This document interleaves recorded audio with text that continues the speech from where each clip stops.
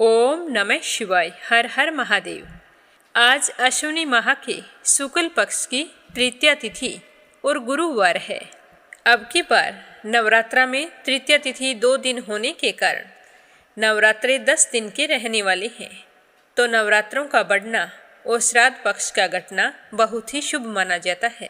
आज माँ दुर्गा के चौथे स्वरूप माँ कुष्मांडा की पूजा अर्चना की जाएगी। कहा जाता है कि जब सृष्टि और जीवन का कोई अस्तित्व नहीं था, तब ब्रह्मांड में सिर्फ अंधेरा और चारों तरफ सन्नाटा छाया था। तो इसी अंधकार में और शून्य को मिटाने के लिए माँ दुर्गा ने अपने चौथे स्वरूप कुष्मांडा को प्रकट किया था।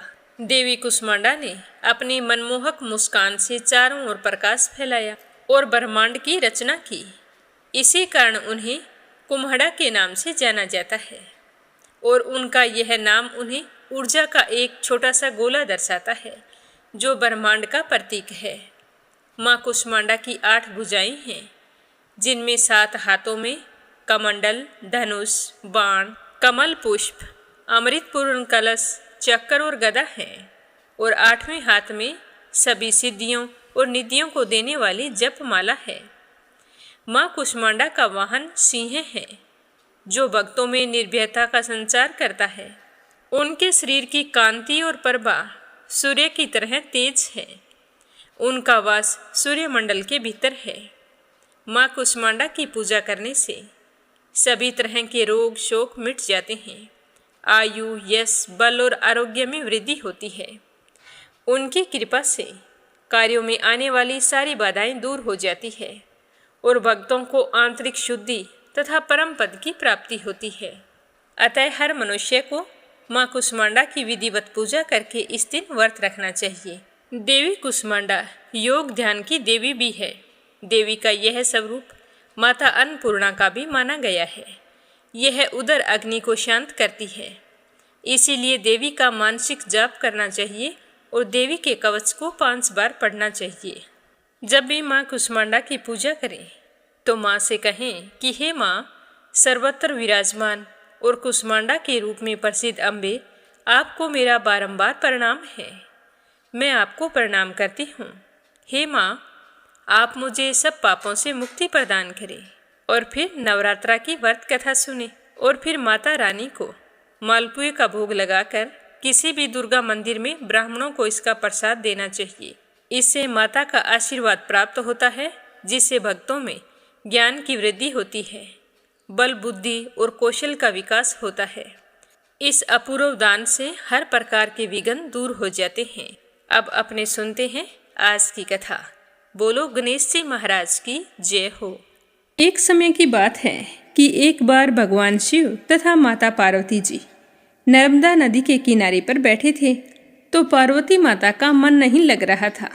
तो उन्होंने भगवान भोले शंकर से कहा कि स्वामी, अपने चौपड़ पासा खेलते हैं, इससे हमारा समय व्यतीत हो जाएगा।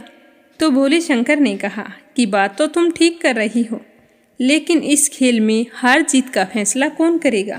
तो शिव पार्वती दोनों सोचने लगे।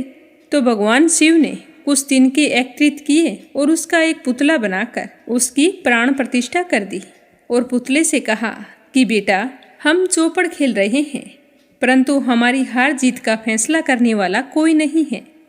इसीलिए तुम बताना कि हम दोनों में से कौन हारा है और कौन जीता है। तो वह बोला कि ठीक है, आप खेल शुरू करो। तो भगवान शिव और माता पार्वती जी ने चौपड़ का खेल शुरू कर दिया। यह खेल 3 बार खेला गया और संयोग से तीनों बार माता पार्वती ही जीती। तो जैसे ही खेल समाप्त हुआ तो बालक से पूछा कि हार जीत का फैसला करो। तो बालक ने कहा कि महादेव जी जीते हैं। तो यह सुनते ही माता पार्वती को गुस्सा आ गया और क्रोध में उन्होंने बालक को लंगड़ा होने का श्राप दे दिया। उससे कहा कि तू लंगड़ा होकर कीचड़ में पड़ा रहे, यही मेरा श्राप है। तो बालक ने माता पार्वती से माफ़ी मांगी। कहा कि हे माँ, मुझसे अज्ञानतावश ऐसा हुआ है। मैंने किसी द्वेष भावना के कारण या जानबूझकर कुछ नहीं किया है, आप मुझे माफ़ कर दो। तो वह बालक बार बार माता पार्वती से माफ़ी मांगने लगा। तो पार्वती माता पर इस बात का कोई असर नहीं हुआ। महादेव ने भी उसे बार बार कहा कि पार्वती, ये बच्चा है, तुम इसे क्षमा कर दो। तो पार्वती माता ने अपने गुस्से के आगे किसी की नहीं सुनी और महादेव जी के साथ कैलाश पर्वत पर चली गई। वह बालक बेचारा लंगड़ा होकर कीचड़ में पड़ा रहा। ऐसा करते करते कई महीनों बीत गए। एक दिन वहाँ पर नाग कन्याएं आई और वो वहाँ पर पूजा कर रही थी। तो उस बालक ने उनसे पूछा कि हे देवियों, आप क्या कर रही हैं और इसके करने से क्या फल मिलता है? तो नाग कन्याएं कहने लगी कि पहले आप ये बताओ कि तुम यहाँ पर लंगड़े होकर कीचड़ में कैसे पड़े हो। तो उसने अपनी सारी व्यथा उन नाग कन्याओं को सुनाई। तो सुनकर उन्हें बड़ा ही दुख हुआ और वे कहने लगी कि हमारा तो आज गणेश जी का व्रत है और गणेश जी की पूजा करने के लिए यहाँ पर आई हैं। तुम भी अगर इस व्रत को करो तो इस श्राप से मुक्त हो सकते हो। तो वह बालक कहने लगा कि आप मुझे इस व्रत की पूरी विधि बताओ तो मैं आपका बड़ा ही एहसान मानूंगा। तो उन नाग कन्याओं ने उस बालक को गणेश पूजन और व्रत की सारी विधि बतला दी। फिर वहाँ से चली गई। तो वह बालक सारी विधि जानकर गणेश जी के व्रत करने लगा। उस बालक ने 21 दिन लगातार गणेश जी का व्रत की और पूरी श्रद्धा भाव से पूजा पाठ किया करता था। तो उसके पास गणेश जी को चढ़ाने के लिए दुर्वा घास के अलावा कुछ भी नहीं था, पर वह बड़े ही प्रेम पूर्वक गणेश जी को रोजाना दुर्वा घास अर्पित किया करता था। तो गणेश जी भगवान उसकी श्रद्धा भक्ति से बहुत ही प्रसन्न हुए और उस बालक को दर्शन देकर मनोवांछित फल मांगने के लिए कहा। तो उस बालक ने कहा कि हे विनायक जी, अगर आप मुझसे इतने ही प्रसन्न हैं तो मुझे इतनी शक्ति दीजिए कि मैं अपने पैरों पर चलकर कैलाश पर्वत पर पहुंच सकूं और वो मुझे देखकर प्रसन्न हो। तो गणेश जी भगवान बालक को वरदान देकर वहां से अंतर्ध्यान हो गए। इसके बाद वह बालक कैलाश पर्वत पर पहुंच गया। तो उसे सही सलामत अपने पैरों पर चलते हुए देखकर भगवान बोले शंकर को बड़ी ही हैरानी हुई। वो पूछने लगे कि यह सब कुछ कैसे हुआ। तो उस बालक ने भगवान शंकर को 21 दिन गणेश पूजा वाली बात बताई, जिसे सुनकर बोले शंकर बड़े ही प्रसन्न हुए, क्योंकि चौपड़ वाले दिन से ही माता पार्वती जी शिव जी से विमुख हो गई थी। तो शिव जी पार्वती को खुश करना चाहते थे, तो इसीलिए उन्होंने भी बालक के बताए अनुसार 21 दिन तक श्री गणेश का व्रत किया। इस व्रत के प्रभाव से माता पार्वती के मन में भगवान शिव के प्रति जो नाराजगी थी वो समाप्त हो गई। तो पार्वती भगवान शिव से पूछने लगी कि हे स्वामी, आपने क्या किया था जिससे आपके प्रति मेरी नाराजगी समाप्त हो गई है। तो भगवान शिव ने 21 दिन श्री गणेश व्रत के बारे में माँ पार्वती को बताया। तो पार्वती माता कहने लगी कि इस व्रत को मैं भी करूंगी। मुझे विश्वास है कि इस व्रत के प्रभाव से मेरा बेटा कार्तिकेय मुझसे मिलने जरूर आएगा, क्योंकि कार्तिकेय माता पार्वती और भगवान शंकर से नाराज होकर चला गया था जब शिव और पार्वती ने गणेश और कार्तिकेय की परीक्षा ली थी, जिसमें गणेश जी विजयी हुए थे और कार्तिकेय नाराज होकर वहां से चले गए थे। तो माता पार्वती ने अपने पुत्र कार्तिकेय से मिलने के लिए 21 दिन तक गणेश व्रत किया और पूरे विधि विधान से पूजा अर्चना की। जब 21 दिन पूरे हुए तो माँ पार्वती ने गणेश जी को लड्डुओं का भोग लगाया।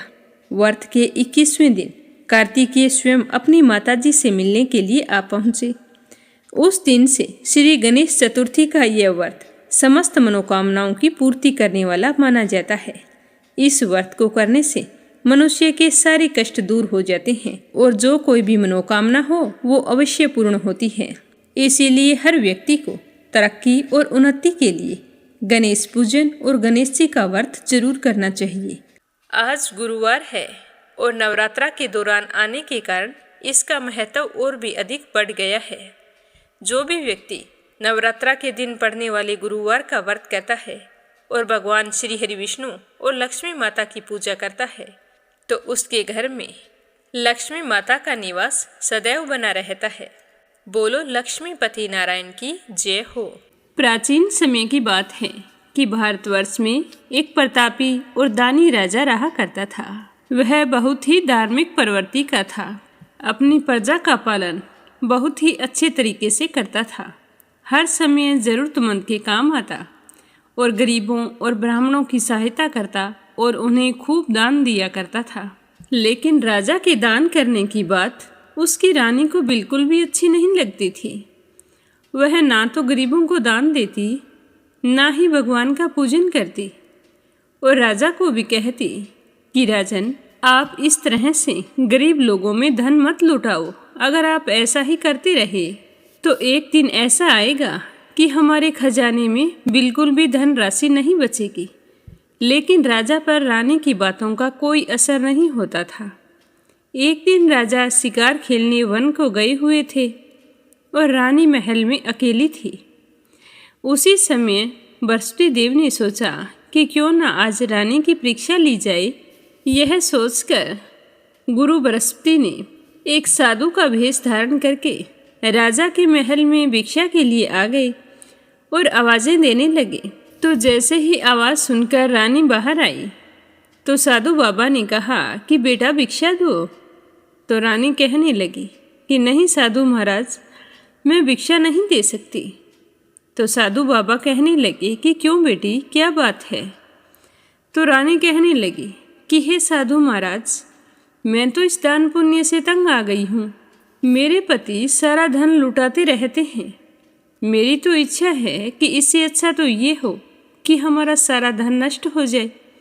फिर देखती हूँ कि राजा इस तरह दान कैसे करेंगे, क्योंकि इस धन को तो एक ना एक दिन ऐसे ही नष्ट होना है। क्योंकि राजा रात दिन गरीब लोगों में धन को लुटाते रहते हैं। तो रानी की बात सुनकर साधु बाबा ने कहा कि हे देवी, तुम तो बड़ी विचित्र हो। धन संतान तो सभी चाहते हैं, पुत्र और लक्ष्मी तो पापी के घर भी होने चाहिए। यदि तुम्हारे पास अधिक धन है तो भूखों को भोजन दो, प्यासों के लिए प्याऊ बनवाओ, मुसाफिरों के लिए धर्मशालाएं खुलवाओ। जो निर्धन लोग हैं, अपनी कुंवारी कन्याओं का विवाह नहीं करवा सकते हैं, उनका विवाह करवा दो। ये तो बड़ी सौभाग्य की बात है कि तुम्हारे पास बहुत अधिक धन है। बेटी, दान देने से कभी भी धन नष्ट नहीं होता है, वह तो 4 गुना हो जाता है। इसीलिए तुम अपने धन को अच्छे कामों में लगाओ। ऐसा करने से तुम्हारा यश लोक और परलोक में फैलेगा। परंतु रानी पर साधु बाबा की बात का कोई भी असर नहीं पड़ा। वो कहने लगी कि हे साधु बाबा, आप मुझे कुछ ना समझाएं। मैं ऐसा धन नहीं चाहती हूँ जो हर जगह बांटती फिरूं। तो रानी की बात सुनकर साधु बाबा बड़े ही दुखी हुए और फिर कहने लगे कि बेटी, तुम्हारी अगर यही इच्छा है तो ऐसा ही होगा। मैं तुम्हें कुछ उपाय बताता हूँ जिनके करने से बहुत ही जल्द तुम्हारा सारा धन नष्ट हो जाएगा। तुम गुरुवार के दिन घर को गोबर से लीपना, फिर सिर धोकर स्नान करना, भट्टी चढ़ाकर कपड़े धोना। ऐसा करने से सारा धन नष्ट हो जाएगा। इतना कहकर साधु महाराज वहाँ से अंतर्ध्यान हो गए। यह सुनकर रानी बहुत ही खुश हुई। अब जैसे ही गुरुवार का दिन आया तो जो उपाय साधु बाबा ने बताए थे उन सभी का पालन किया, और ऐसा करने से केवल 3 गुरुवार बीते थे कि उनकी सारी धन संपत्ति नष्ट हो गई। भोजन के लिए राजा का परिवार तरसने लगा। अब तो ऐसे दिन आ गए थे कि उन्हें एक अन्न का दाना भी नसीब नहीं हो रहा था। तो एक दिन राजा ने रानी से कहा कि रानी, तुम यहीं पर रहो, मैं दूसरे देश को जाता हूँ, क्योंकि यहाँ पर मुझे सारे लोग जानते हैं। इसीलिए मैं कोई छोटा कार्य तो कर नहीं सकता। मैं थोड़ा बहुत धन कमा कर लाऊंगा, जिससे हमारा गुजर बसर अच्छे से हो जाएगा। ऐसा कहकर राजा परदेश चले गए और वहाँ जाकर जंगल से लकड़ी काट कर लाते और शहर में बेच देते। तो इस तरह अपना जीवन यापन करने लगे। लेकिन लकड़ियाँ बेचने से राजा को ज़्यादा कुछ नहीं मिलता था। खुद का गुजारा बड़ी मुश्किल से होता था। और उधर पीछे राजा के जाते ही रानी और दासी बहुत ही दुखी रहने लगी। एक बार की बात है कि रानी और दासी को 7 दिन तक बिना भोजन के रहना पड़ा। दोनों भूख से व्याकुल हो उठी। तो रानी ने दासी से कहा कि दासी, पासी के नगर में मेरी बहन रहती है। वो बड़ी धनवान है। तो उसके पास जा और भोजन की सामग्री ले आना। उससे कहना कि आपकी बहन ने कहा है, ताकि हमारा कुछ दिन तक अच्छे से गुजर बसर हो जाए, वरना भूख के मारे मेरे तो प्राण निकल जाएंगे। तो दासी रानी के कहे अनुसार उनकी बहन के पास गई। उस दिन गुरुवार का दिन था और रानी की बहन उस समय गुरुवार की व्रत कथा सुन रही थी। दासी ने रानी के पास जाकर कहा कि हे रानी जी, आपकी बहन ने मुझे आपके पास भेजा है। लेकिन रानी ने सामने से कोई जवाब नहीं दिया। जब दासी को रानी की बहन से कोई उत्तर नहीं मिला तो वह बहुत ही दुखी हुई और भाग्य को कोसती हुई वापिस अपनी रानी के पास आ गई और आकर रानी को सारी बात बता दी कि आपकी बहन ने मेरी बात का कोई भी जवाब नहीं दिया है। तो दासी की बात सुनकर रानी कहने लगी कि जब अपने ही ग्रह खोटे हों तो क्यों कोई हमारी सहायता करेगा। और रानी की आंखें पानी से भर आई। और उधर रानी की बहन पूजा समाप्त करके उठी तो सोचने लगी कि मेरी बहन की दासी पता नहीं क्यों आई थी। मेरे नाम बोलने से वो अवश्य दुखी हुई होगी, मुझे जाना चाहिए। तो वह कथा और पूजन समाप्त करके जल्दी से अपनी बहन के घर आई और कहने लगी कि हे बहन, मेरा तो गुरुवार का व्रत था और मैं व्रत कथा सुन रही थी। जब तक कथा सुनते हैं तब तक ना तो बीच में उठते हैं और ना ही बोलते हैं, इसीलिए मैं चुपचाप बैठी थी। अब बताओ कि तुम्हारी दासी मेरे यहाँ क्यों गई थी। तो रानी कहने लगी कि बहन, मैं तुमसे क्या छिपाऊं। देखो, मेरे घर में खाने तक को अनाज नहीं है। हमारी आर्थिक स्थिति इतनी खराब हो गई है कि राजा को देश छोड़कर जाना पड़ा। पता नहीं वो कहाँ है, किस हाल में है। यह कहते कहते रानी की आंखें पानी से भर आई। उसने दासी समेत पिछले 7 दिनों तक भूखे रहने की बात भी अपनी बहन को विस्तार से बता दी। तो रानी की बहन कहने लगी कि देखो बहन, भगवान गुरुदेव सबकी मनोकामना पूर्ण करते हैं। देखो, शायद तुम्हारे घर में अनाज रखा हो। तो पहले तो रानी को विश्वास नहीं हुआ, पर बहन के बार बार आग्रह करने पर रानी ने अपनी दासी को अंदर भेजा। तो दासी ने अंदर जाकर देखा तो सचमुच एक अनाज से भरा हुआ घड़ा मिल गया। तो वह बहुत ही खुश हुई और बाहर आकर रानी से कहने लगी कि रानी साहिबा, देखो, अनाज से भरा हुआ घड़ा है। हमें तो इतने दिन तक दिखाई ही नहीं दिया। ये तो भगवान की ही कृपा है। तो यह सुनकर रानी बहुत ही खुश हुई। तो दासी कहने लगी कि हे रानी, अगर आपको बुरा ना लगे तो मैं एक बात कहूँ। हमें जब भोजन नहीं मिला था तो हम 7 दिन तक भूखे रहे थे। तो मेरा तो कहना यही है कि आप अपनी बहन से गुरुवार के व्रत की विधि और कथा पूछ लो, ताकि हम भी व्रत कर सकें। और व्रत करने से गुरु बृहस्पति देव हम पर प्रसन्न हो जाए तो हमारे भी दिन बदल जाएंगे। तो दासी की बात सुनकर रानी ने अपनी बहन से पूजा की सारी विधि पूछी। तो उसकी बहन ने बताया कि गुरुवार के दिन चने की दाल और मुनक्का से भगवान विष्णु का केले की जड़ में पूजन करें तथा घी का दीपक जलाएं, व्रत कथा सुने और पीला ही भोजन करें और इस दिन नमक ना खाएं। इससे गुरु बृहस्पति देव बहुत ही प्रसन्न होते हैं। इस तरह व्रत और पूजन की सारी विधि बताकर रानी की बहन अपने घर चली गई। 7 दिन के बाद जब गुरुवार का दिन आया, रानी और दासी दोनों ने व्रत रखा। गुड़साल में जाकर चना और गुड़ ले आई। फिर उससे केले की जड़ में भगवान श्री हरि विष्णु की पूजा की और अपने मंगल जीवन की कामना करते हुए रानी ने अपने से हुई भूल चूक के लिए क्षमा मांगी। पूजा पाठ करने से दोनों को बहुत ही खुशी हुई, लेकिन फिर दोनों सोचने लगी कि पीला भोजन कहाँ से आएगा। यह सोच सोचकर दोनों बड़ी ही दुखी हो रही थी। उन्होंने पूरे श्रद्धा भाव से व्रत रखा था। तो गुरु बृहस्पति देव उनसे बहुत ही प्रसन्न थे, तो उन्होंने एक साधारण व्यक्ति का रूप धारण किया और 2 थालों में सुंदर पीला भोजन लाकर दासी को पकड़ाकर चले गए। भोजन देखकर दासी बहुत ही खुश हुई।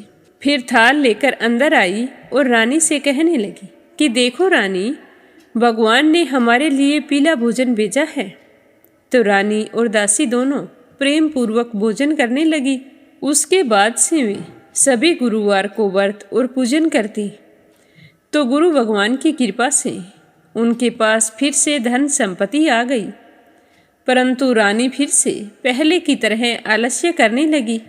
तो एक दिन दासी रानी को समझाने लगी कि हे रानी, पहले भी तुम्हारे पास धन था तो तुम इसी तरह आलस्य करती थी। दान करने में, धन रखने में बहुत कष्ट होता था। तुम्हारी ही गलती की वजह से हमारा सारा धन नष्ट हो गया और हम दाने दाने के मोहताज हो गए। और अब हमें विष्णु भगवान की कृपा से धन मिला है, तो तुम फिर से आलस्य करने लगी हो। हे रानी, मैं नहीं चाहती कि जो दुख हमने भोगे थे वो हमें फिर से भोगने पड़े। हे रानी, हमने बड़ी मुसीबतों के बाद यह धन पाया है, इसीलिए हमें इस धन को दान पुण्य में लगाना चाहिए। भूखे मनुष्यों को भोजन करवाओ, धन को शुभ कार्यों में खर्च करो, जिससे तुम्हारे कुल का यश बढ़ेगा, स्वर्ग की प्राप्ति होगी और तुम्हारे पितर प्रसन्न होंगे। तो दासी की बात सुनकर रानी ने अपने धन को शुभ कार्यों में खर्च करना शुरू कर दिया, जिससे पूरे नगर में उसका यश फैलने लगा, जिससे रानी को बहुत ही खुशी होती थी। अब रानी में आलस्य बिल्कुल भी नहीं रहा। पर राजा के तो वही हाल थे। जंगल में जाते, लकड़ियां काट कर लाते और फिर उन्हें बाजार में बेचकर अपने लिए भोजन की व्यवस्था करते। तो एक दिन राजा बहुत ही दुखी हो गए और एक पेड़ के नीचे आसन जमाकर बैठ गए। अपने पुराने दिनों को याद करके और आज की हालत देखकर राजा व्याकुल हो गए और दुखी होकर राजा रोने लगे। उस दिन गुरुवार का दिन था। तो राजा ने देखा कि निर्जन वन में एक साधु प्रकट हुए हैं। वो साधु के वेश में स्वयं गुरु भगवान थे। वो लकड़हारे बने राजा के सामने आए और कहने लगे कि हे लकड़हारे, तू इस सुनसान जंगल में चिंता मगन क्यों बैठा है? तो लकड़हारे ने दोनों हाथ जोड़कर प्रणाम किया और कहा कि हे साधु महाराज, आप तो सब कुछ जानने वाले हैं, मैं क्या कहूँ। इस तरह कहकर राजा रोने लगे और साधु को अपनी आत्मकथा सुनाई। तो राजा की सारी बात सुनकर साधु बाबा ने कहा कि तुम्हारी पत्नी ने गुरुवार के दिन गुरु भगवान का निरादर किया है, जिसके कारण रुष्ट होकर उन्होंने तुम्हारी यह दशा कर दी है। अब तुम सारी चिंता छोड़ दो और मेरे कहने पर चलो, तुम्हारे सारे कष्ट दूर हो जाएंगे और भगवान विष्णु तुम्हें पहले से भी अधिक धन संपत्ति देंगे। तुम ऐसा करना कि गुरुवार के दिन कथा करना, व्रत रखना, 2 पैसे के चने मुनक्के लाकर उसका प्रसाद तैयार करना और 1 लोटा शुद्ध जल से भरकर उसमें शक्कर मिलाकर अमृत तैयार करना। कथा सुनने के पश्चात अपने सारे परिवार वाले और कथा सुनने वाले प्रेमियों में अमृत व प्रसाद बांटकर स्वयं भी उस प्रसाद को ग्रहण करना। अगर तुम ऐसा करोगे तो भगवान तुम्हारी सारी मनोकामनाएं पूर्ण कर देंगे। तो साधु के ऐसे वचन सुनकर लकड़हारा कहने लगा कि हे प्रभु, मुझे लकड़ी बेचकर इतना धन नहीं मिलता है कि मैं भोजन कर लेने के पश्चात भी कुछ बचा सकूं। मैंने रात्रि में अपनी पत्नी को व्याकुल देखा है। मेरे पास ऐसा कुछ नहीं है जिससे मैं उसकी खबर मंगा सकूं। तो लकड़हारे की बात सुनकर साधु बाबा कहते हैं कि तुम किसी बात की चिंता मत करो। गुरुवार के दिन तुम रोजाना की तरह लकड़ियां लेकर जब शहर को जाओगे तो तुमको रोजाना से दुगना धन प्राप्त होगा, जिससे तुम भली भांति भोजन कर लोगे और बृहस्पति देव की पूजा का सामान भी आ जाएगा। इतना कहकर साधु बाबा अंतर्ध्यान हो गए। धीरे धीरे दिन बीतते गए। फिर वही गुरुवार का दिन आया। लकड़हारा जंगल से लकड़ी काटकर जब शहर में बेचने के लिए गया तो उस दिन उसे और दिन से अधिक पैसा मिला, जिसे पाकर वह बहुत ही खुश हुआ और भगवान का धन्यवाद करने लगा। फिर लकड़हारे बने राजा ने चना और गुड़ आदि लाकर गुरुवार का व्रत किया तो उसी दिन से उसके सभी कलेश दूर हो गए।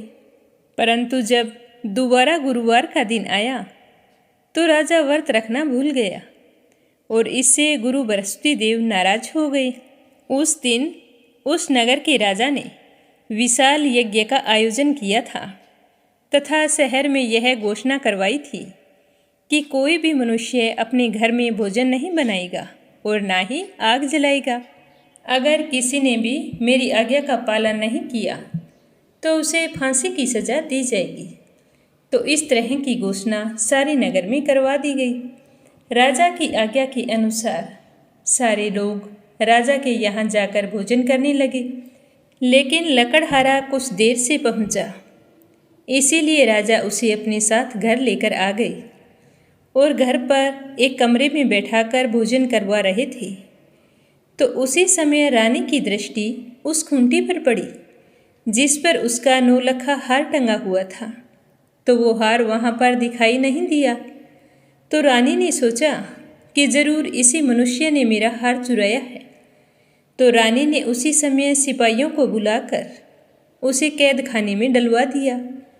लकड़हारा बेचारा बहुत ही दुखी हुआ कि जो गुनाह मैंने किया ही नहीं उसकी सज़ा मुझे भुगतनी पड़ रही है। ना जाने मैंने पूर्व जन्म में कौन से बुरे कर्म किए थे जिसकी वजह से मुझे आज इतने दुख उठाने पड़ रहे हैं। तो इसी तरह दुखी होता हुआ वह लकड़हारा उसी साधु बाबा को याद करने लगा जो जंगल में मिला था। तो सच्चे मन से याद करते ही गुरु बृहस्पति देव साधु के रूप में वहाँ पर प्रकट हो गए और लकड़हारे की दशा को देखकर कहने लगे कि अरे मूर्ख, तूने गुरुदेव की कथा नहीं की और ना ही व्रत किया है, इसी कारण तुझे ये दुख प्राप्त हुआ है। लेकिन अब तुम्हें चिंता करने की कोई आवश्यकता नहीं है। अब की बार गुरुवार का दिन आएगा तो तुम्हें कारागार के दरवाजे पर 4 पैसे पड़े मिलेंगे। तो उनसे बृहस्पति देव की पूजा करना और व्रत रखना, ते सारे कष्ट दूर हो जाएंगे। ऐसा कहकर साधु बाबा अंतर्ध्यान हो गए और लकड़हारा गुरुवार का इंतजार करने लगा। जैसे ही गुरुवार का दिन आया तो लकड़हारे ने कारागार के दरवाजे की तरफ देखा तो वहाँ पर 4 पैसे पड़े थे। देखकर वह बहुत ही खुश हुआ और उन्हें उठाकर बृहस्पति देव की पूजा करने लगा। और पूजा समाप्त होने पर उसने बड़े ही विनम्र भाव से भगवान से कहा कि हे भगवान, मैं तो अनजान और अज्ञानी हूँ। मैं व्रत और पूजा पाठ के बारे में कुछ भी नहीं जानता हूँ। अगर मुझसे कुछ भूल चूक हो गई हो तो मुझे क्षमा करना। हे भगवान, मेरे दुख दूर करो। मैं अपने घर जाना चाहता हूँ। तो गुरुदेव उसकी पूजा से बहुत ही प्रसन्न हुए और उसी रात नगर के राजा को स्वप्न में जाकर कहा कि हे राजन, तुमने जिस आदमी को कारागार में बंद किया है वह निर्दोष है और वह एक राजा है। तुम सुबह होते ही उसे छोड़ देना। तुम्हारी रानी का हार उसी खूंटी पर टंगा हुआ है। अगर तुम ऐसा नहीं करोगे तो मैं तुम्हारा धन और राज्य सब कुछ नष्ट कर दूंगा।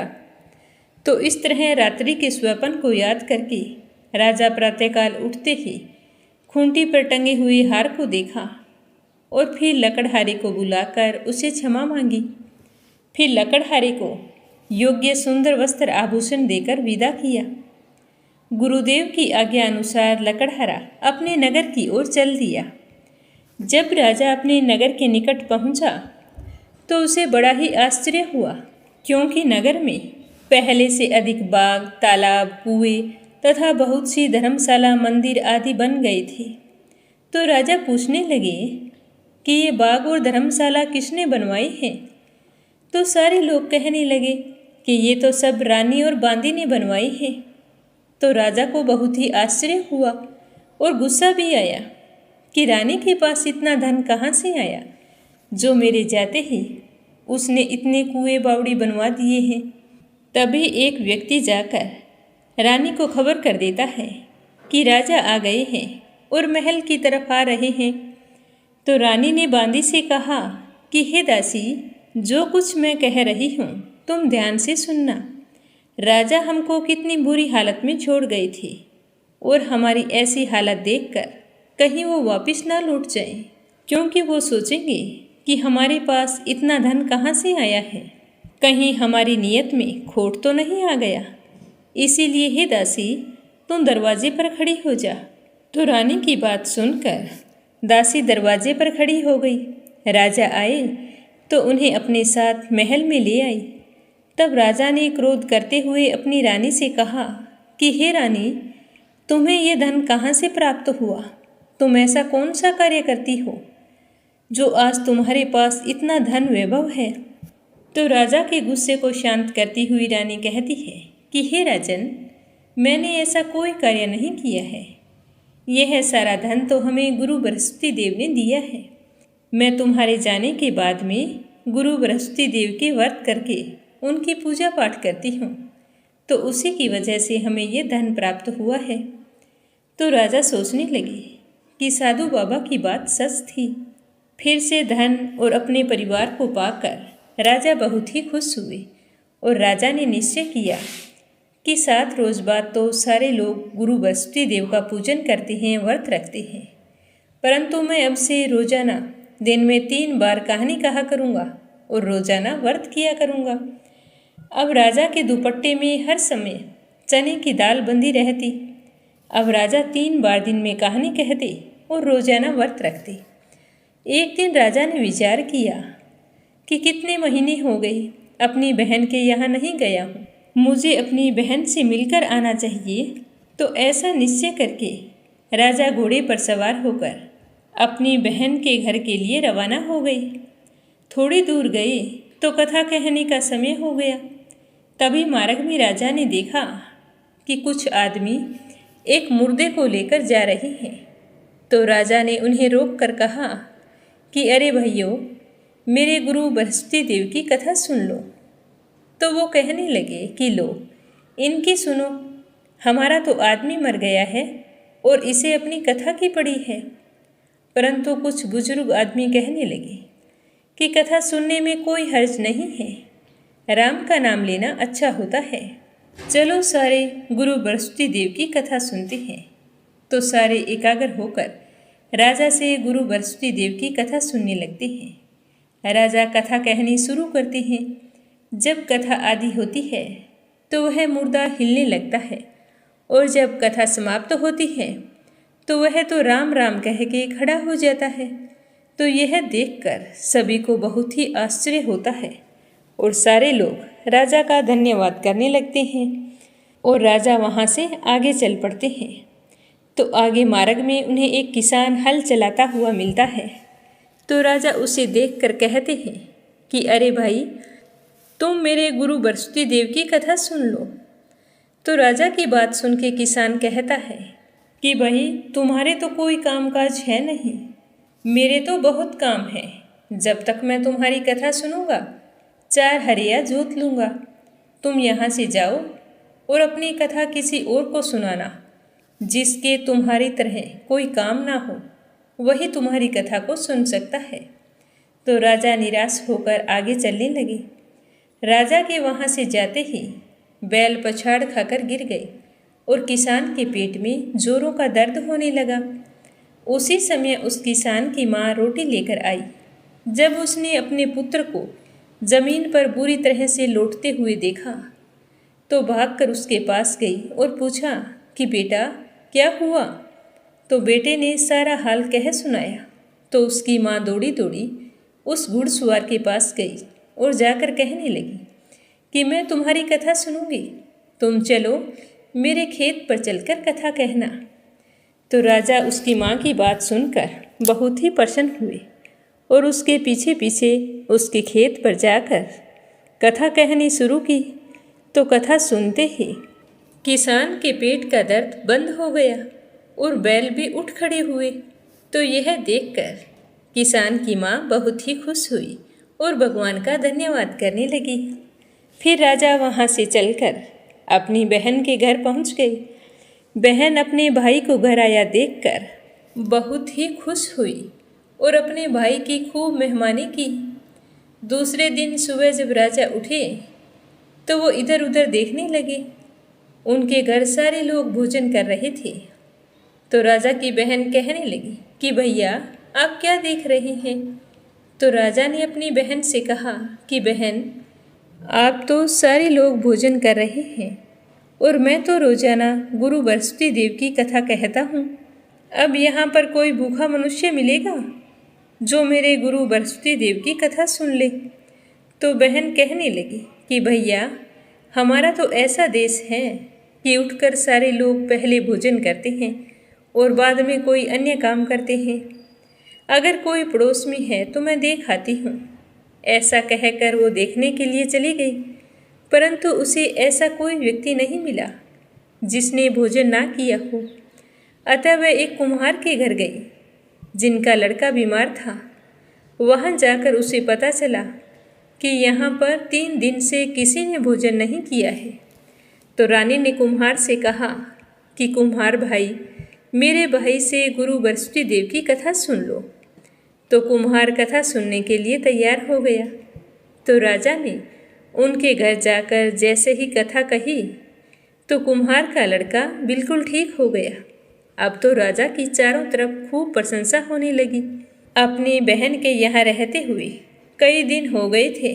तो एक दिन राजा ने अपनी बहन से कहा कि बहन, हम अपने नगर को जाना चाहते हैं। मैं चाहता हूँ कि तुम भी तैयार हो जाओ। तो राजा की बहन अपनी सास के पास जाकर कहती है कि माँ जी, मेरे भैया मुझे कुछ दिनों के लिए अपने साथ लेकर जाना चाहते हैं। तो उसकी सास कहती है कि हाँ हाँ, क्यों नहीं, चली जा, परंतु अपने लड़कों को साथ लेकर मत जाना, क्योंकि तेरे भाई के कोई औलाद नहीं है और हमारे बच्चों के साथ कहीं कोई ऊंच नीच हो गई तो हम क्या करेंगे। तो वह अपने भाई के पास आकर कहती है कि भैया, मैं तो चलूँगी, पर मेरा कोई भी बालक हमारे साथ नहीं जाएगा। तो राजा कहने लगे कि बहन, जब कोई बालक ही नहीं जाएगा तो तुम चलकर क्या करोगी। और राजा मन ही मन बड़े ही दुखी हुए। दुखी मन से अपने नगर को लौट आए। तो रानी ने आते ही पूछा कि राजन, आप इस तरह से उदास क्यों हैं। तो राजा की आंखों में आंसू आ गए। तो रानी ने पूछा कि राजन, आपकी आंखों में आंसू, क्या बात हो गई। वहाँ पर सारे कुशल मंगल तो थे ना। तो राजा ने सारी बात बताते हुए कहा कि मेरी बहन अकेली आ रही थी, अपने बच्चों को ससुराल में छोड़ के आ रही थी, क्योंकि हम निर्वंशी हैं, हमारा तो मुंह देखने का भी धर्म नहीं है।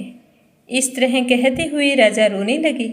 तो रानी उन्हें चुप कराती हुई कहने लगी कि हे प्रभु, गुरु बृहस्पति देव ने हमें सब कुछ दिया है और मुझे पूरा विश्वास है कि औलाद भी अवश्य ही देंगे। पर राजा बड़े ही उदास थे। उस दिन उन्होंने भोजन नहीं किया, भूखे प्यासे सो गए। तो उसी रात को गुरु बृहस्पति देव ने राजा को स्वप्न में दर्शन देकर कहा कि हे राजा, सारे सोच त्याग दे, तेरी रानी गर्भ से है। तो राजा यह बात सुनकर बहुत ही खुश हुए। सुबह होते ही राजा ने यह खबर रानी को सुनाई। तो राजा और रानी दोनों बहुत ही खुश हुए और अपनी संतान का बड़ी ही बेसब्री से इंतजार करने लगे। 9 महीने पूरे होने पर रानी ने बहुत ही सुंदर पुत्र को जन्म दिया।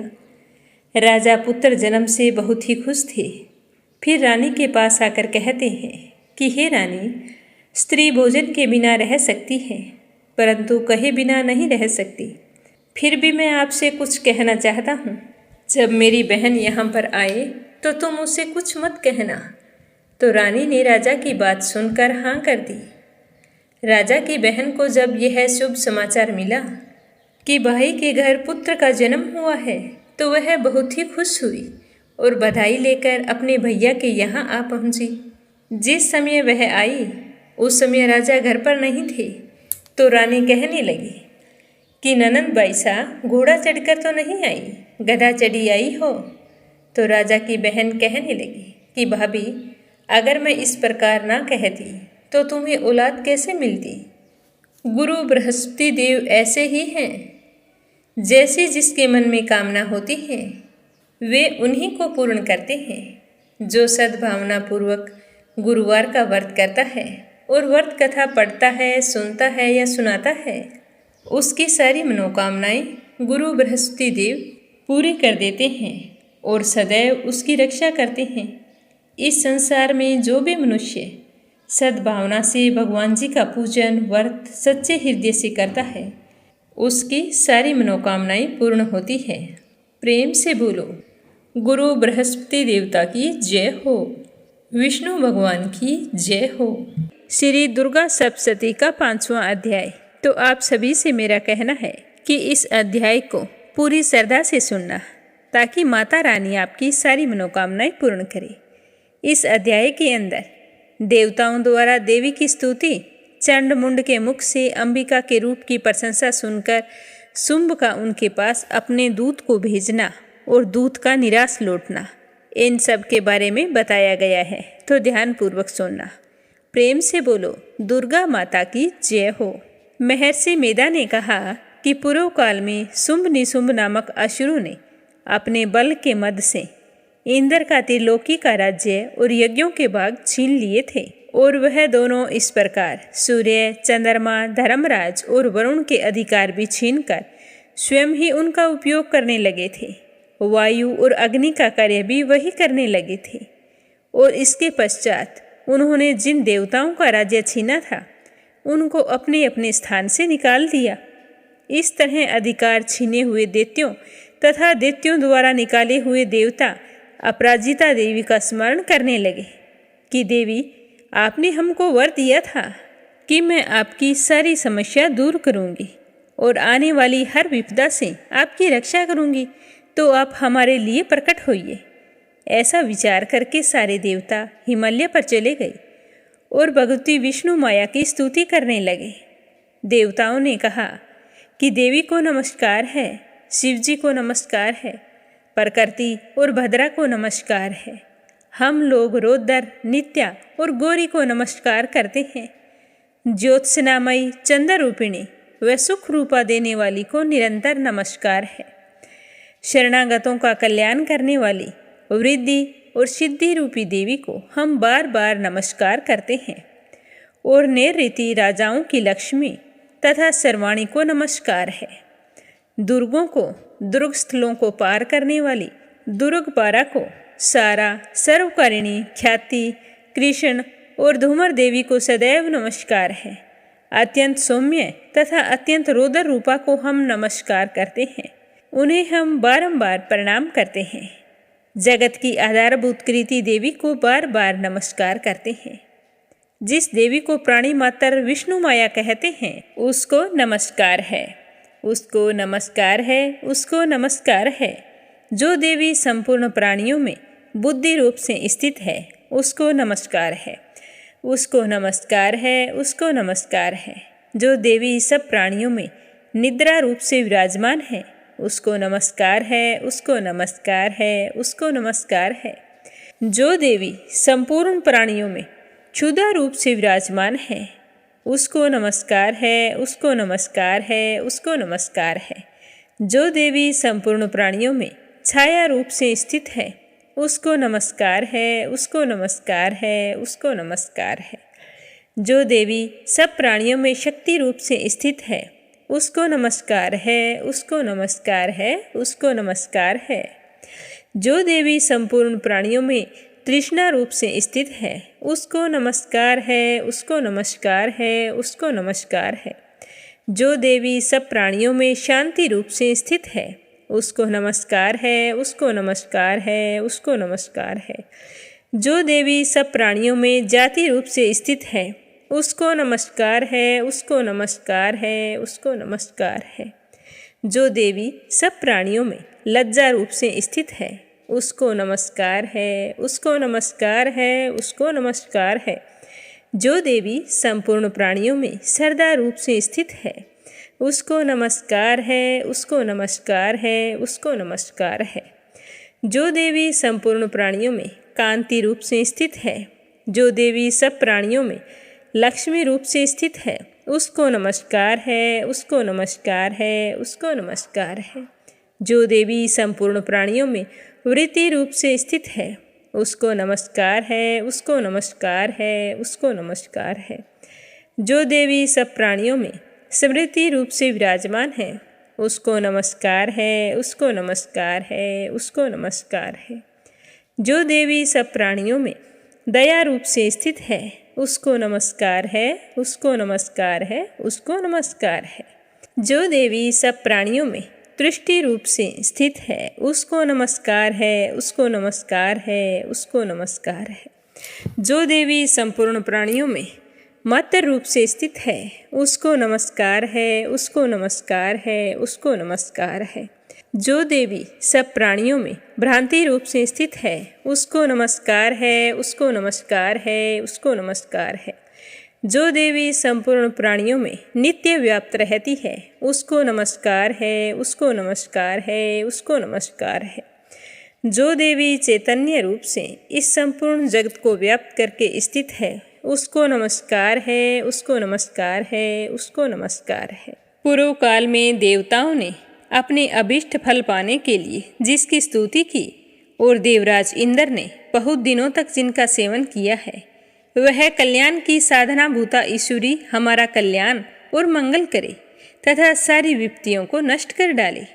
असुरों के सताए हुए हम सारे देवता उस परमेश्वरी को इस समय नमस्कार करते हैं तथा जो भक्ति पूर्वक स्मरण किए जाने पर तुरंत ही विपत्तियों को नष्ट कर देती है, वह जगदम्बा इस समय भी हमारा मंगल करके हमारी सारी विपत्तियों को दूर करे। महर्षि मेधा कहने लगे कि हे राजन, इस प्रकार जब देवता स्तुति कर रहे थे तो उस समय पार्वती देवी गंगा में स्नान करने के लिए आई थी। तब उनके शरीर से प्रकट होकर शिवा देवी बोली, शंभु दैत्य के द्वारा स्वर्ग से निकले हुए और निशुंभ से हारे हुए यह देवता मेरी स्तुति कर रहे हैं। पार्वती के शरीर से अंबिका निकली थी, इसीलिए उसको संपूर्ण लोक में कौशिकी कहते हैं। कौशिकी के प्रकट होने के पश्चात पार्वती देवी के शरीर का रंग काला पड़ गया और वह हिमालय पर रहने वाली कालिका देवी के नाम से प्रसिद्ध हुई। फिर शुंभ और निशुंभ के दूत चंडमुंड वहां आई और उन्होंने वहां पर परम मनोहर रूप वाली अंबिका देवी को देखा तो वो शुंभ के पास जाकर बोले कि महाराज, एक अत्यंत सुंदर स्त्री हिमालय को प्रकाशित कर रही है। वैसा रंग रूप तो आज तक हमने किसी का नहीं देखा।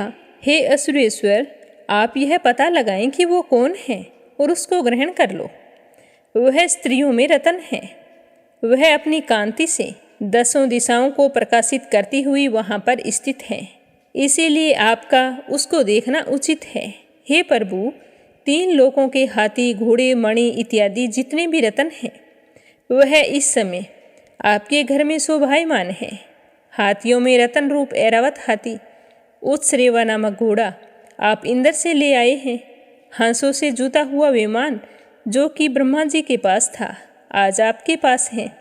और यह महापद नाम खजाना आपने कुबेर से छीना है। समुद्र ने आपको सदा खिले हुए फूलों की केंजलकेनी नामक माला दी है। वरुण का कंचन की वर्षा करने वाला छत्तर आपके पास है। रथों में श्रेष्ठ प्रजापति का रथ भी आपके पास ही है। हे दैत्येंद्र, मृत्यु से उत्क्रांतिका नामक शक्ति भी आपने छीन ली है और वरुण का पास भी आपके भ्राता निशुंभ के अधिकार में है। और जो अग्नि में ना जल सके ऐसे 2 वस्त्र भी आपको अग्निदेव ने ही दिए हैं। हे दैत्यराज, इस प्रकार सारी रतन रूपी वस्तुएं आप संग्रह कर चुके हैं, तो फिर आप यह कल्याणकारी स्त्रियों में रतन रूप अनुपम स्त्री को क्यों नहीं ग्रहण करते हैं। महर्षि मेधा बोले कि चंडमुंड का यह वचन सुनकर शंभु ने विचार किया कि सुग्रीव को अपना दूत बनाकर उस देवी के पास भेजा जाए और साथ में मेरा प्रस्ताव भी उसके सामने रख देगा। सर्वप्रथम सुग्रीव को सब कुछ समझा दिया और कहा कि तुम वहां जाकर उस औरत को अच्छी तरह से समझाना और उपाय ऐसा करना कि वो प्रसन्न होकर तुरंत मेरे पास चली आए। तो सारी बात सुनकर दूत सुग्रीव पर्वत के उस रमणीय भाग में पहुंच गया जहां देवी रहती थी। दूत ने कहा कि हे देवी, दैत्यों का राजा शुंभ, जो इस समय तीनों लोकों का स्वामी है, मैं उसका दूत हूँ और तुम्हारे पास आया हूँ। संपूर्ण देवता उसकी आज्ञा एक ही स्वर में मानते हैं। अब जो उसने संदेश भेजा है उसे ध्यानपूर्वक सुनो। उसने कहा है कि इस समय संपूर्ण त्रिलोकी मेरे वश में है। संपूर्ण यज्ञों के भाग को पृथक पृथक मैं ही लेता हूँ और तीनों लोकों में जितने ही श्रेष्ठ रतन हैं वो मेरे पास हैं। देवराज इंद्र का वाहन ऐरावत हाथी मेरे पास है जो मैंने छीन लिया है। उत्सरेवा नामक घोड़ा जो क्षीर सागर मंथन करने से प्रकट हुआ था, उसे भी देवताओं ने मुझे समर्पित किया है। हे सुंदरी, इसके अतिरिक्त और भी जो रत्न भूषण पदार्थ देवताओं के पास थे, आज वो सब कुछ मेरे पास हैं। हे देवी, मैं तुम्हें संसार की स्त्रियों में रतन मानता हूँ और रत्नों का उपभोग करने वाला मैं ही हूँ। हे चंचल कटाओं वाली सुंदरी, अब यह मैं तुझ पर छोड़ता हूँ कि तू मेरे या मेरे भाई महापराक्रमी निशुंभ की सेवा में आ जाए। यदि तुम मुझे वरेगी तो तुझे अतुल महान ऐश्वर्य की प्राप्ति होगी। अतः तुम अपनी बुद्धि से यह विचार करके मेरे पास चली आओ।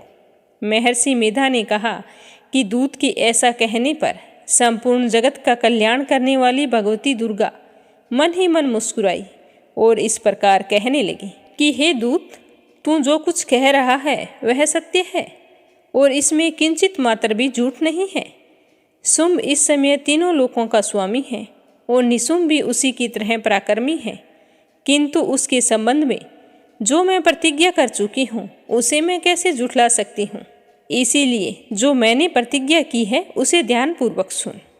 जो मुझे युद्ध में जीत लेगा और मेरे अभिमान को खंडित करेगा तथा बल में मेरे समान होगा, वही मेरा स्वामी होगा।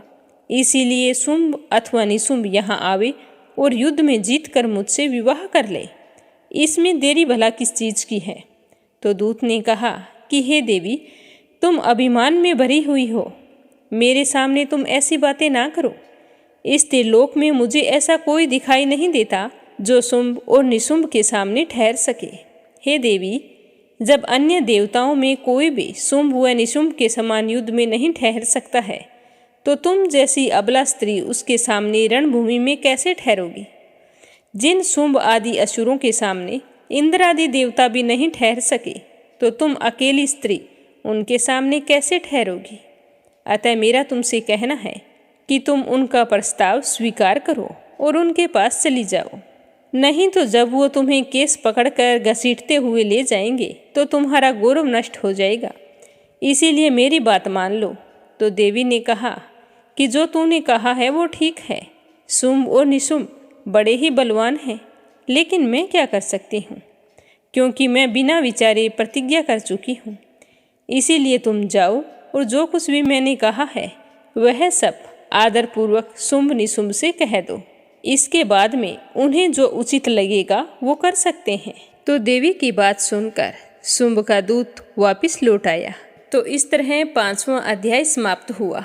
कथा समाप्त होते ही कमेंट बॉक्स में दुर्गा माता की जय हो जरूर लिखें। श्रीमद् गीता जी का 17वां अध्याय और उसका महात्म्य श्रद्धा भाव से सुनते रहना।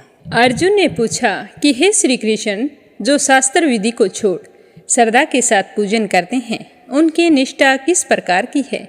सात्विकी है अथवा राजसी है अथवा तामसी है? तो श्री कृष्ण भगवान बोले कि प्राणियों के स्वभाव से ही सात्विकी, राजसी और तामसी ये 3 प्रकार की श्रद्धा है। सो ध्यानपूर्वक सुनो। हे अर्जुन, सबकी श्रद्धा अपनी प्रकृति के अनुसार होती है। पुरुष श्रद्धा में है, जिसको जैसी श्रद्धा होती है वो वैसा ही होता है। सात्विकी पुरुष देवताओं को पूजते हैं, रजोगुणी यक्ष राक्षसों को पूजते हैं, तामसी जन भूत प्रेतों को पूजते हैं। जो लोग कपट, अहंकार, काम, विषय अनुराग और आग्रह मुक्त शास्त्र में ना कहा हुआ उग्र तप करते हैं, मूर्खता से न केवल अपने शरीर आत्मा को बल्कि मुझे भी कष्ट देते हैं, उन्हें निश्चय ही पूर्व आसुरी जानिए। प्रत्येक को 3 प्रकार का आहार प्रिय है। उसी तरह यज्ञ, तप और दान भी 3 प्रकार के हैं, जिनके भेद सुनिए। आयु, सत्यबल, आरोग्य, सुख और प्रीति को बढ़ाने वाले रसघृत युक्त पोषक और आनंददायक आहार सात्विकों को प्रिय है। कड़वे, खट्टे, नमकीन, गरम, तीखे, रूखे, चरपरे तथा दुख, शोक और रागजनक भोजन राजसी लोगों को प्रिय है। पहरों का रखा हुआ अनीरस, दुर्गंध युक्त, बासी, उच्छिष्ट, अपवित्र भोजन तामस लोगों को अच्छा लगता है।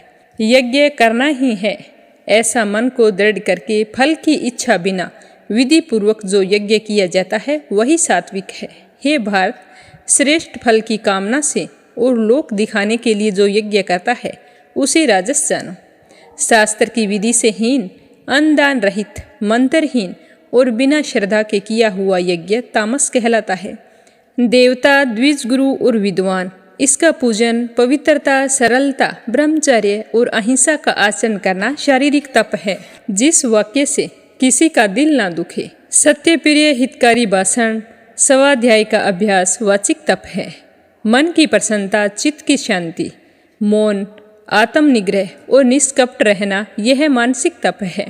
यह 3 प्रकार का तप यदि श्रद्धा से फल की इच्छा त्याग कर और योग युक्त होकर किया जाए तो सात्विक तप कहलाता है। जो अपना आदर और बड़ाई करने के लिए दम्भ पूर्वक किया जाता है वह अनर्त्य क्षणिक तप राजस है। जो दुराग्रह से आत्मा को कष्ट देकर वह दूसरों के नाश के लिए किया जाता है उसे तामस तप कहते हैं। फल की इच्छा त्याग, उत्तम बुद्धि से उत्तम स्थान में सत्य पात्र के बदले में कोई वस्तु लेने की इच्छा बिना किया जाता है उसे सात्विकी दान कहते हैं। जो दान प्रत्युपकार अथवा बिना किसी फल की इच्छा से क्लेश पूर्वक दिया जाता है उसे राजस दान कहते हैं। अयोग्य स्थान पर, अयोग्य समय में, अयोग्य पुरुषों को असत्कार और निरादर के साथ जो दान दिया जाता है उसे तामस दान कहते हैं। ओम तत्सत और सत ये 3 ब्रह्मा के नाम हैं। इन्हीं से आदि काल में ब्राह्मण यज्ञ और वेद बने हैं। इसी से ज्ञानी पुरुष दान और तप आदि शास्त्रोक्त ओंकार उच्चारण के साथ करते हैं। मुमुक्षु जन फल की इच्छा ना करके तत् शब्द का उच्चारण करे यज्ञ, तप और दान करते हैं। हे अर्जुन, सत शब्द का उच्चारण सद्भाव और साधु भाव में किया जाता है तथा मंगल आदि, विवाह आदि कर्म में भी सत शब्द का उच्चारण करते हैं। यज्ञ, तप और दान में जो निष्ठा है उसे सत कहते हैं और ईश्वर प्राप्ति अर्थ जो कर्म है उसे भी सत कहते हैं। हे पार्थ, श्रद्धा से रहित दान, तप और अन्य कर्म जो किए जाते हैं वो असत कहलाते हैं। वो ना तो इस लोक में हितकारी है और ना ही परलोक में हितकारी है। तो यह था 17वां अध्याय। अब अपने सुनते हैं 17वें अध्याय का महात्म्य। बोलो विष्णु भगवान की जय हो। श्री हरि विष्णु भगवान कहने लगे कि हे लक्ष्मी, आज मैं तुम्हें गीता जी के 17वें अध्याय का महात्म्य सुनाता हूँ। ध्यानपूर्वक सुनना। मंडली नाम के एक देश में दुशासन नाम का एक राजा था। एक राजा किसी दूसरे देश का था। उन्होंने आपस में शर्त लगाई थी कि हम हाथी लड़ाएंगे और जिसका हाथी जीत जाएगा वह यह धन ले लेगा। तो दोनों ने एक दूसरे की शर्त मान ली और अपने अपने हाथी लड़ाने शुरू कर दिए। तो दूसरे का हाथी जीत गया, दुशासन का हाथी मारा गया। तो एक तो दुशासन का हाथी मारा गया और दूसरा उसका धन भी चला गया। तो उसे बड़ी ही चिंता हुई कि एक तो मेरा धन गया और दूसरा मेरा हाथी मर गया और तीसरा की लोगों में हंसी हो गई। अब इस निंदा चली के चलते चिंता करते करते राजा एक दिन मृत्यु का शिकार हो गया। यमदूत पकड़कर धर्मराज के पास ले गए। धर्मराज ने हुक्म दिया कि यह तो हाथी के मोह से मरा है, इसको हाथी योनि में डाल दो। राजा दुशासन संगल द्वीप में जाकर हाथी बने। वहाँ राजा के बहुत सारे हाथी थे। उसी में वो रहने लगा। उसे अपने पिछले जन्म की खबर थी, इसीलिए वह मन में बार बार याद करके पछताता रहता था कि मैं भी पिछले जन्म में राजा था और इस जन्म में देखो हाथी बन गया हूँ। बहुत रुंदन करता, खाता पीता कुछ नहीं था। तभी वहाँ पर एक बड़ा साधु आया। उसने राजा को यह श्लोक सुनाया। राजा बड़ा प्रसन्न हुआ और कहने लगा कि हे संत जी, कुछ मांगो। तो संत जी उसी हाथी के पास जाकर खड़े हो गए और जाकर कहने लगे कि मेरे पास सब कुछ है पर हाथी नहीं है। तो राजा ने सुनकर वही हाथी संत जी को दे दिया। तो संत जी उसे अपने घर ले गए।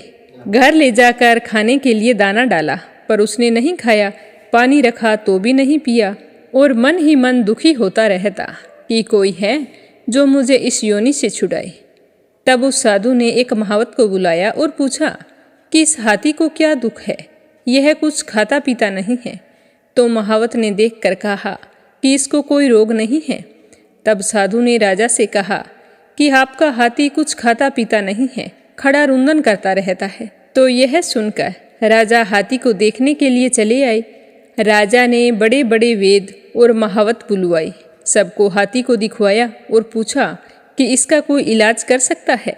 तो उन्होंने देखकर कहा कि राजन, इसको कोई मानसिक दुख है, इसकी देह को कोई दुख नहीं है। तो राजा ने कहा कि हाथी, अब तो तू ही बोल, तुझे क्या दुख है। परमेश्वर की शक्ति से मनुष्य की भाषा में हाथी ने कहा कि हे राजन, तू बड़ा धर्मज्ञ है, यह ब्राह्मण भी बड़ा बुद्धिमान है। इसके घर का अन्न जो खावे वो बड़ा धर्मात्मा है, पर मैं तो कुछ नहीं खाऊंगा। तो साधु ने कहा कि राजन, आप अपना हाथी ले जाइए। तो राजा ने कहा कि मैं दान में दिया हुआ वापिस नहीं लेता, यह हाथी मरे या जिए पर मैं वापिस नहीं लेकर जाऊंगा। तब हाथी ने कहा कि हे संत जी, तू सोच मत कर, तेरे घर में कोई गीता की पोथी हो तो मुझे 17वें अध्याय का पाठ सुनाओ। तो साधु ने हाथी की बात सुनकर ऐसा ही किया। तो 17वें अध्याय को सुनते ही तत्काल हाथी की देह छूट गई और आकाश से विमान आई।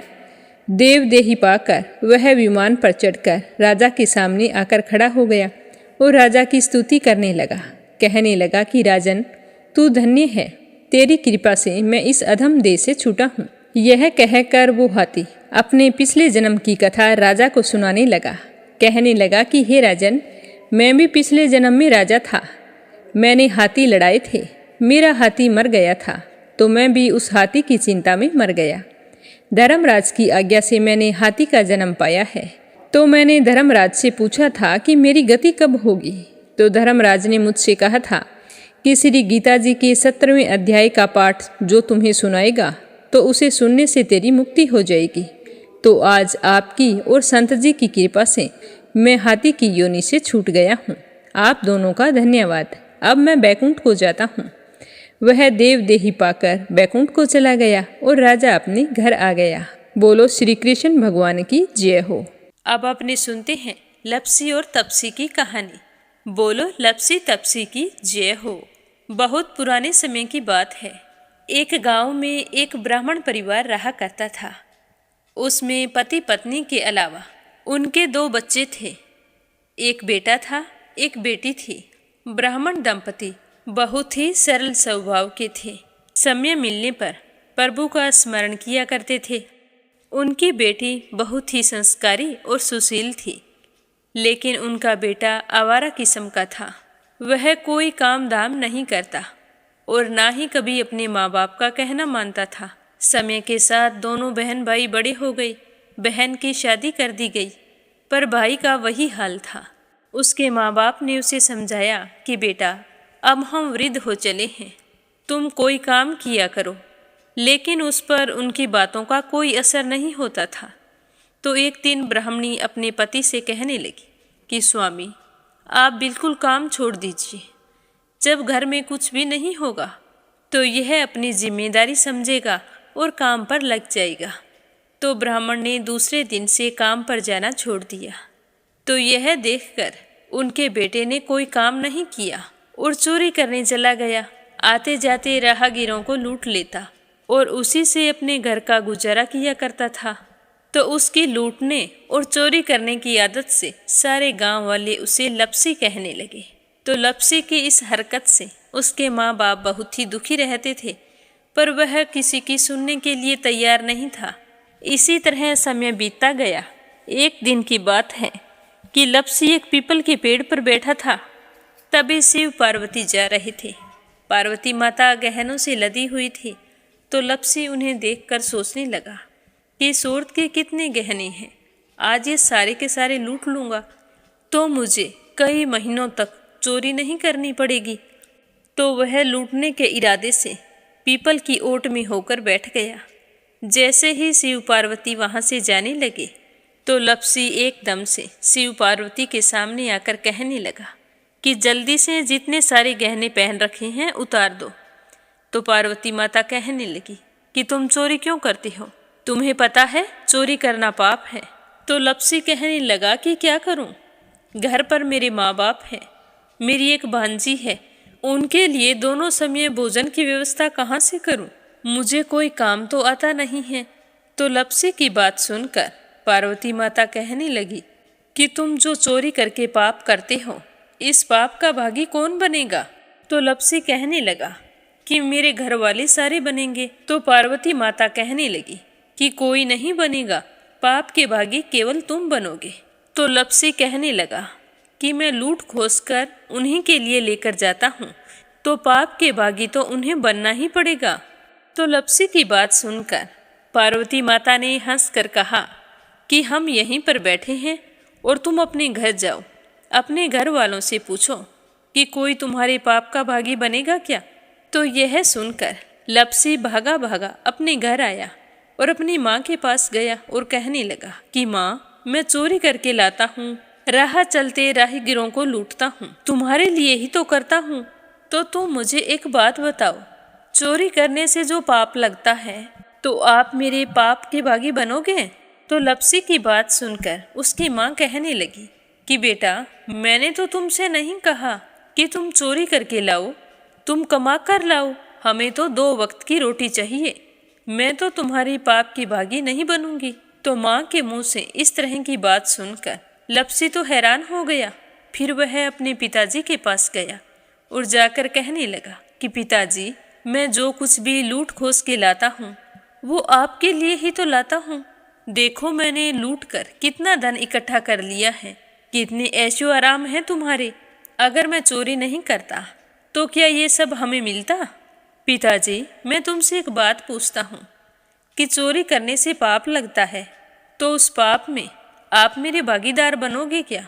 तो लप्सी की बात सुनकर उसके पिताजी कहने लगे कि बेटा, मैंने नहीं कहा कि तुम चोरी करके लाओ, तुम कमा कर लाओ, मैं तुम्हारे पाप का भागी नहीं बनूंगा।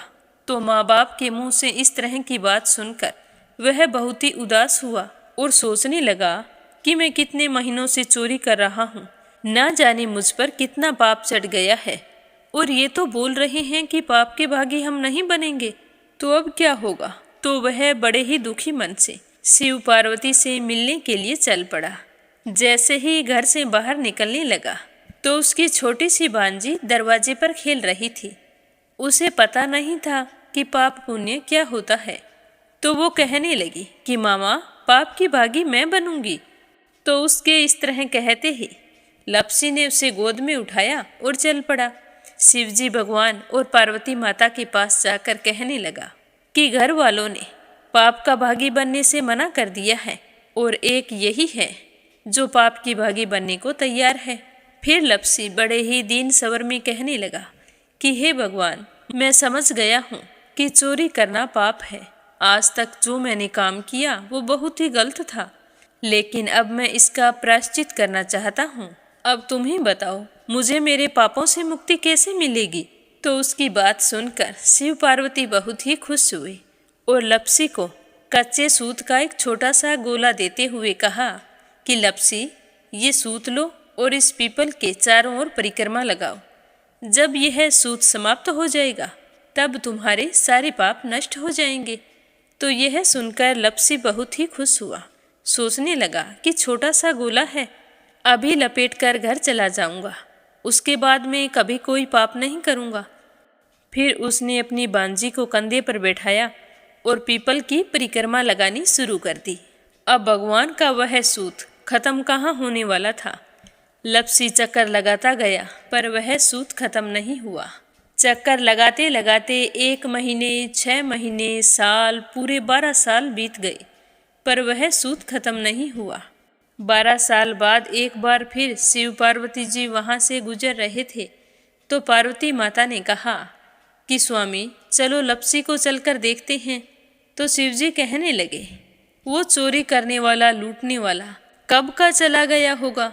तो पार्वती माता कहने लगी कि नहीं स्वामी, चलकर देखने में क्या जाता है, चलो एक बार देखते हैं। तो शिव पार्वती जी जैसे ही पीपल वृक्ष के पास आए तो देखा कि लपसी तो अब भी चक्कर लगा रहा है। वहाँ चारों ओर गहरी खाई हो गई है और लपसी की बड़ी बड़ी दाढ़ी, मूंछें, नाखून बढ़ गए हैं। तो यह देखकर पार्वती माता ने कहा कि देखो स्वामी, आप तो कह रहे थे कि वो कब का ही चला गया, देखो इसके मन में सच्ची भक्ति है।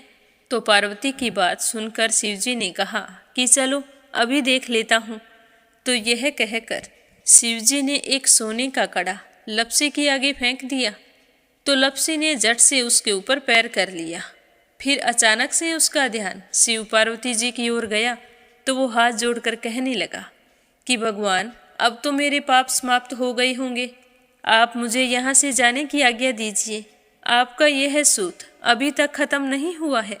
तो शिवजी भगवान ने कहा कि तुम्हारे पाप कर्म भी अभी तक पूरे नहीं हुए हैं। तो शिवजी की बात सुनकर लपसी कहने लगा कि भगवान, मुझे पूरे 12 वर्ष हो गए हैं आपकी भक्ति करते करते, और अब भी आप मुझ पर शक कर रहे हैं। तो शिवजी ने कहा कि अपना पैर उठाओ।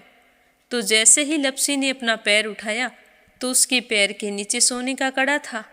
तो यह देखकर लपसी शर्मिंदा हो गया और कहने लगा कि प्रभु, गलती हो गई, मुझे माफ़ करो, आगे से मैं ऐसी गलती कभी नहीं करूँगा। तो शिवजी कहने लगे कि नहीं लपसी, तुम्हारा पाप ऐसे पूरा नहीं हो सकता। अब तुम्हें 12 वर्ष तक और इसी तरह परिक्रमा करनी होगी, उसी के बाद तुम्हारे पाप समाप्त होंगे। यह कहकर शिव पार्वती वहाँ से चले गए और वह फिर से पीपल के पेड़ की परिक्रमा करता रहा। करते करते 12 साल बीत गए। 12 साल बाद में शिव पार्वती जी वहाँ पर आए तो उन्होंने देखा कि आज भी वो वहीं पर चक्कर लगा रहा है। तो शिवजी ने फिर उसके सामने सोने की अंगूठी फेंकी पर उसने कोई ध्यान नहीं दिया। तो शिवजी भगवान प्रसन्न होकर कहने लगे कि हे लपसी, आज से तुम मेरी तपस्या करके तपसी बन गए हो। मैं तुम्हें वरदान देता हूँ कि तुम अपने जीवन में सारे सुखों को प्राप्त करेगा। और तूने 24 बरस तक मेरी भक्ति की है, इसका फल भी तुझे अवश्य मिलेगा। जो भी औरत गाय और कुत्ते की रोटी नहीं बनाएगी, उसका पुण्य फल तुम्हें मिलेगा। आंगन लीप कर दहलीज नहीं लीपेगी तो उसका पुण्य फल भी तुझे ही मिलेगा। अगर हमारे घर की बहन बेटी को हम सूट, तीवल या साड़ी भेंट स्वरूप देते हैं तो साथ में मोली का धागा और कुछ रुपये नहीं देंगे तो उसका पुण्य फल भी तुम्हें ही मिलेगा। अगर कोई दिए से दिया जलाएगा तो उसका पुण्य फल भी तुम्हें ही मिलेगा। अगर व्रत और पूजा पाठ में सारी कहानी सुन ले और तुम्हारी कहानी ना सुने तो उसका पुण्य फल भी तुम्हें ही मिलेगा। कहा जाता है कि तभी से सुबह पहली रोटी गाय की और सुबह की अंतिम रोटी छोटी बनाई जाती है और शाम को अंतिम रोटी बड़ी बनाई जाती है जो कुत्ते की होती है। और दिए से दिया भी नहीं जलाया जाता। और घर की बहन बेटियों को सूट और तीवल के साथ भेंट स्वरूप कुछ रुपए भी जरूर दिए जाते हैं। और उसी दिन से हर व्रत कथा के बाद में लपसी तपसी की कहानी जरूर सुनी जाती है। और कथा समाप्त होने पर कहा जाता है कि लपसी का फल लपसी को मिले, तपसी का फल तपसी को मिले। हमारी पूजा पाठ का, हमारे व्रत का और हमारी कहानी का पुण्य फल हमें मिले। बोलो लपसी तपसी की जय हो। तो ये थी लपसी और तपसी की कहानी। लपसी तपसी 2 भाई नहीं थे। लपसी और तपसी एक ही आदमी का नाम था। लूट कर लाता था, इसीलिए उसे लपसी के नाम से पुकारते थे। और फिर भगवान की तपस्या करने के कारण उसे तपसी के नाम से जाना जाने लगा। बोलो लपसी तपसी की जय हो। अब अपने सुनते हैं प्यारे श्रोताओं के नाम। आज का पहला कमेंट संजय, सोनिया, हिताक्षी, दीपेश, मयंक हरियाणा से। दूसरा है अपराजिता मीना श्रीवास्तव नेपाल से। और तीसरा है आशा शर्मा, विष्णु, ज्योति, अंशु भीलवाड़ा से। परमेश्वरी रघुवीर सिंह दिल्ली से। रवि सैनी, सीमा सैनी मलियाना से। आरती खैरावर अगरखर से। यूएन तिवारी, इंदिरा तिवारी लखनऊ से। श्रीमती यशोदा उड़ीसा से।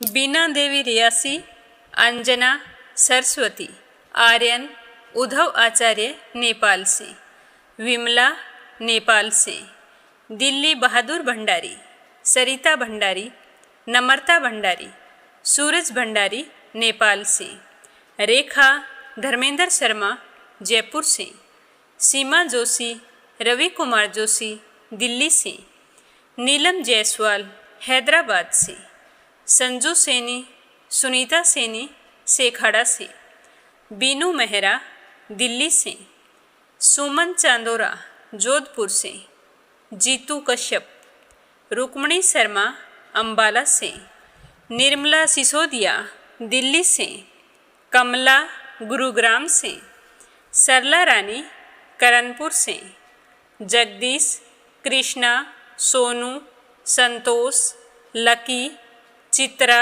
मंजीत ज्योति हनी सोनीपत से, सुनीता पवार कृषु पवार मध्य प्रदेश से, संगीता अग्रवाल कमला देवी अग्रवाल दुलिया महाराष्ट्र से, अनिल टिहरी करनाल से, श्यामवती सुषमा विष्णु हरियाणा से, बीना देविका कनिका वाशने अलीगढ़ से, श्रीचंद यादव गया बिहार से, सुनीता रानी मेरठ से, सुदेश नागपाल करनाल से, मीरा अग्रवाल बंगाल से, वंदना वर्मा इंदौर से, रजनी बड़ोला उत्तराखंड से, गीता गोस्वामी सुनीता गोस्वामी मेरठ से, श्रीमती शर्मा अलीगढ़ से, धनीराम धर्मशाला हिमाचल प्रदेश से, यमलाल पांडे पवित्रा पांडे गौरव पांडे गंतव्य पांडे नेपाल से, संजीव कंसल कविता कंसल हितेश कंसल आरुष कंसल रानी कंसल मुजफ्फरनगर से, क्षमा परतुल वडोदरा से, लक्ष्मी मथुरा से, कोमल निर्मल मुंबई मीरा रोड से, मनीषा अपराजिता मधुलिका सारिका पवार भोपाल से, किरण पानीपत से, कमला देवी भीलवाड़ा से, कमलेश भल्ला जम्मू से, मीनू वालिया दिल्ली से, शंभू प्रसाद भट्ट स्नेहिल पूर्णिमा देवी भट्ट उत्तराखंड से, मंजू चौधरी भीलवाड़ा से, प्रमोद यादव साहू हिमाचल प्रदेश से, देवी सिंह कार्तिक